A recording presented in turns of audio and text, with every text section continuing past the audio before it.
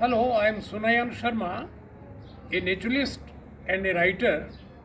Friends, in my last talk, I tried to give you a glimpse about the hard facts of the ground, the challenges our field personnel have been facing while guarding the forest areas, and I wish to continue the same for this uh, video also.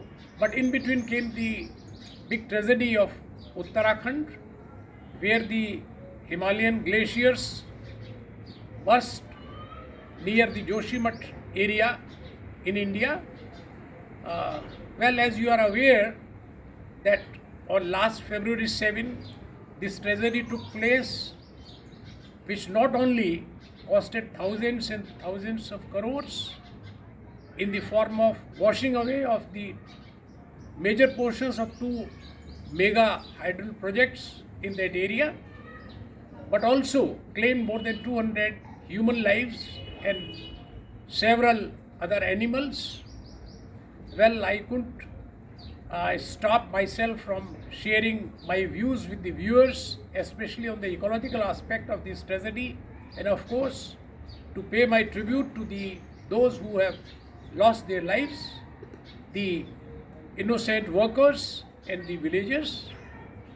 Friends, this reminds me of the last tragedy of 2013, which took place in the Kedarnath area, one of the most pious seats of Lord Shiva.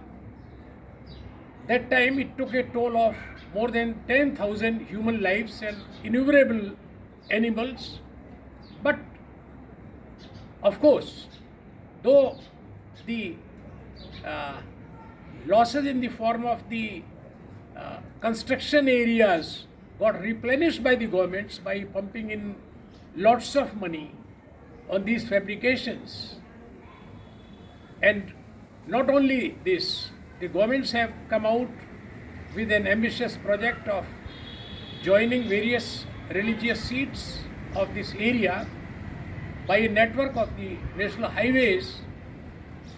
Well, these developments, so-called developments, are being done in the name of tourism and the development like hydro projects.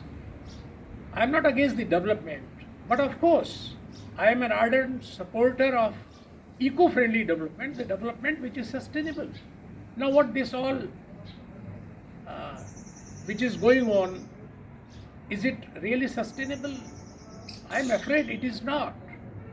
And the thing which is worrying me is that the political bosses, the bureaucrats, the contractors, all are impatient to get the developmental projects cleared at the fastest possible pace in these areas.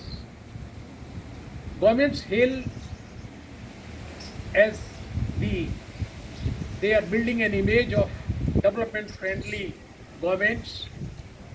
Well, GDP also gets a boost, but at what cost? If it is not sustainable. I always had been saying that in the fragile areas of Himalayas, as you all understand, Himalayas are very recent formations on the geological scale, and that's why they are very fragile.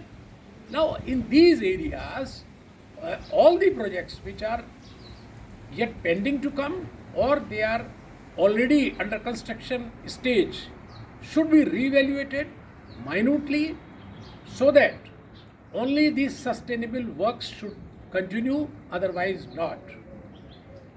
Friends, my idea is to generate a thought among the general people and of course including the politicians, so that in the interest of the humankind and people, the right kind of development takes place.